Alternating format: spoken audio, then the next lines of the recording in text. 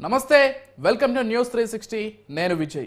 మొత్తంగా లగచర్ల లడాయి అయితే ప్రస్తుతం రాష్ట్ర వ్యాప్తంగా సంచలనం సృష్టిస్తోంది ఏదైతే లగచర్లలో అక్కడ సొంత నియోజకవర్గం అంటే ముఖ్యమంత్రి సొంత నియోజకవర్గమైనటువంటి కొడంగల్లో ఒక ప్లేస్లో ఏదైతే ఫార్మాసిటీ అక్కడ నిర్మించాలని ప్రభుత్వం భావించి అక్కడికి కొంతమంది అధికారులను కలెక్టర్ స్థాయి అధికారులను పంపించి స్థల సేకరణకు సంబంధించి ప్రజాభిప్రాయ సేకరణకు సంబంధించి పంపించిందో అక్కడ ప్రీ ప్లాన్డ్గా అధికారులపై దాడి చేశారు కేవలం ప్రభుత్వాన్ని బద్నాం చేయడానికి ఈ దాడి అంటూ ప్రస్తుతం కాంగ్రెస్ శ్రేణులు అయితే మండిపడుతున్నాయి మరోవైపు బీఆర్ఎస్ నాయకులు అయితే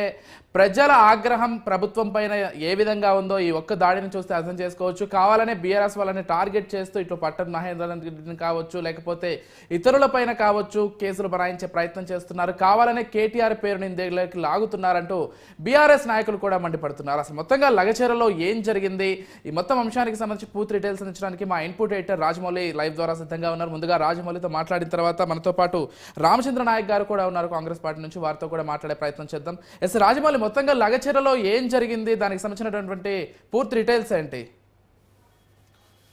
విజయ్ మొత్తం మీద తెలంగాణలో ఏ గవర్నమెంట్ ఉన్నా కానీ అభివృద్ధి కోసమే మాత్రమే పాటుపడతాయని మనం తెలుసుకోవచ్చు ఎందుకంటే గత 9 సంవత్సరాలుగా ఆ బీఆర్ఎస్ పార్టీ అధికారంలో ఉన్నప్పటికీ మాత్రం ఫార్మా కంపెనీలు కావచ్చు లేదు అంటే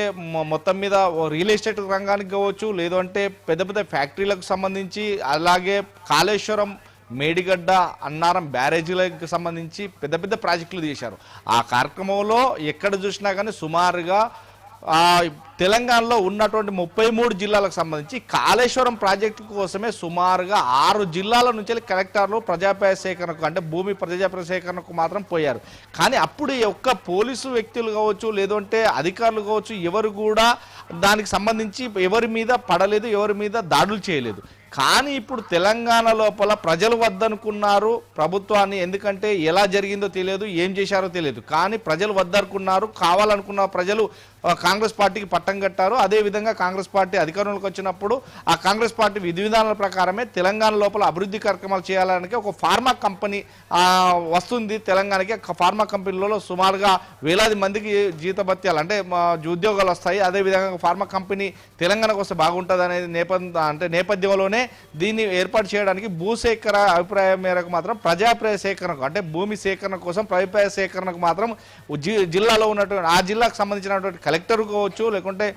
అధికారులు కావచ్చు వెళ్తారు అంటే ముందుగా వెళ్ళినటువంటి ఏదైతే జిల్లా కలెక్టర్ జిల్లా మేజిస్ట్రేట్ అయిన వ్యక్తి తనతో పాటు అడిషనల్ కలెక్టర్ తనతో పాటు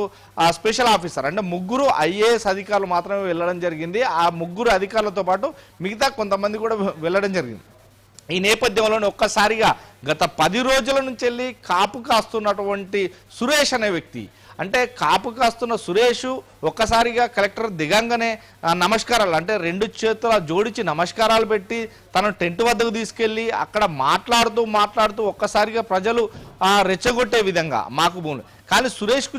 మనం చూస్తే విజయ్ ఎక్కడైనా సురేష్కు ఎక్కడ గుంట భూమి లేదు కానీ కేటీఆర్ చెప్పినట్టు 7 ఎకరాల భూమి ఉంది కానీ ఆ ప్రజాప్రాయ సేకరణలో కావచ్చు లేదంటే ఆ ఫ్యాక్టరీకి వచ్చే సమయం ఆ ఫ్యాక్టరీ ఉన్న సమీపంలో అంటే అతని భూమి దీనికి సంబంధం లేదు తనకు ఉంది 35-40 కిలోమీటర్ల దూరంలో 7 ఎకరాల భూమి ఉన్నదన్నమాట వాస్తవం ఎందుకంటే ఆ గ్రామం కావచ్చు ఆ మండలంలో అతనికి భూమి లేదు అనేది మాత్రం వాస్తవంగా ఉందట్టు రెవెన్యూ అధికారులు కూడా ధృవీకరించారు ఇక వాళ్ళ తమ్ముడు సురేష్ తమ్ముడికి కూడా ఒక గుంట భూమి కూడా లేదు అంటే సుమారుగా ఆ దాడిలో పాల్గొన్న 18 మందికి కూడా గుంట భూమి లేదు ఆ భూమి లేని వ్యక్తులు ఎందుకు వచ్చారు ఎందుకంటే ఆ గ్రామం సంబంధించి ఆ గ్రామస్తులు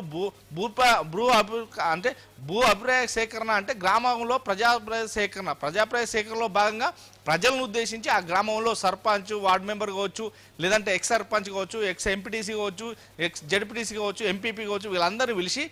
ఒక పద్ధతిగా గ్రామ పెద్దల సమక్షంలో కలెక్టర్ గారు వివరించి మాట్లాడతారు తర్వాతనే నోటిఫికేషన్ ఇస్తారు కానీ ఆ ప్రజాప్రాయ సేకరణలో భాగంగా వెళ్ళినటువంటి కలెక్టర్ల పైన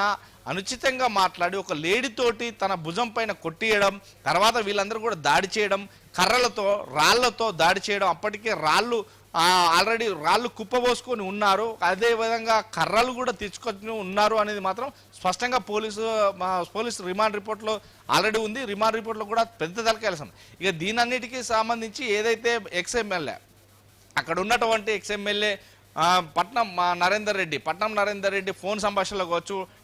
తను సంభాషించినటువంటి వాట్సాప్ చాటింగ్ కావచ్చు, ఇవన్నీ కూడా పోలీసులు వెలికితీశారు. ఆ పోలీసులు వెలికితీసిన అనంతరం ఏదైతే పట్నం నరేందర్ రెడ్డితో పాటు పెద్ద తలకాయ అన్నట్టు కేటీఆర్ సంభాషించింది, కేటీఆర్తో మాట్లాడిన భాషలు కూడా ఉన్నాయి అని చెప్పేసి తనను కూడా పట్నం నరేందర్ రెడ్డి రిమాండ్ రిపోర్ట్లో కేటీఆర్ను కూడా చర్చం జరిగింది. ఈ నేపథ్యంలో కేటీఆర్ ఈ రోజు మాట్లాడుతూ పట్నం నరేందర్ రెడ్డిని ఏదైతే చెల్లపల్లి జైలుకి వెళ్ళి హరీష్ రావు పట్నం నరేందర్ రెడ్డితో పాటు మరికొంతమంది వెళ్ళి అక్కడ మాట్లాడుతూ ఎవరెన్ని చేసినా ఏదో ఒక రోజు అనుకున్నాం, మేము ఏదో ఒక కేసు పెట్టి జైలుకి పంపిస్తారని తెలుసు, మేము ఎవరికి భయపడం, మేము వెళ్తాము. మొత్తం మీద లగచర్లకు సంబంధించి ఆ చుట్టుపక్కల గ్రామాలకు సంబంధించి ఏదైతే సీఎం రేవంత్ రెడ్డి అల్లుడు అన్న కోసమే ఇదంతా రైతులను దగా చేస్తున్నారు, రైతులను మోసం చేస్తున్నారని చెప్తున్నారు. కానీ ఇదంతా కూడా మేము సహించము, అదేవిధంగా చూస్తామని చెప్తున్నాం. కానీ మొత్తం మీద తెలంగాణ లోపల ప్రభుత్వం ప్రజల కోసం పనిచేస్తుంది, ప్రజల కోసం బాగోగుల కోసం పనిచేస్తుంది. సురక్షితమైన ప్రభుత్వం అంటే ప్రజలు ఎన్నుకోబడ్డ ప్రభుత్వం కాబట్టి ఏ వ్యక్తినైనా కానీ అణిచివేయడానికి ప్రజలు ఉన్నారు. కానీ ఇప్పుడున్న ప్రభుత్వంలో నాయకులు ఉన్నారు, మంచి ఎమ్మెల్యేలు ఉన్నారు, డైనామిక్ ఎమ్మెల్యేలు ఉన్నారు, మంత్రులు ఉన్నారు, వీళ్ళందరూ కూడా ప్రజల కోసం పనిచేస్తున్నారు. కానీ గతంలో చూసినటువంటి పోలీసులు మాత్రం వారిని అరెస్ట్ చేయక తప్పదు అంటూ ఈ భయానికి మాత్రం కేటీఆర్ భయపడుతున్నాడని మనకు అర్థమవుతుంది. రైట్ రాజమౌళి, మనతో పాటు రామచంద్ర నాయక్ గారు ఉన్నారు, కాంగ్రెస్ ఎమ్మెల్యే, వారితో ఒక్కసారి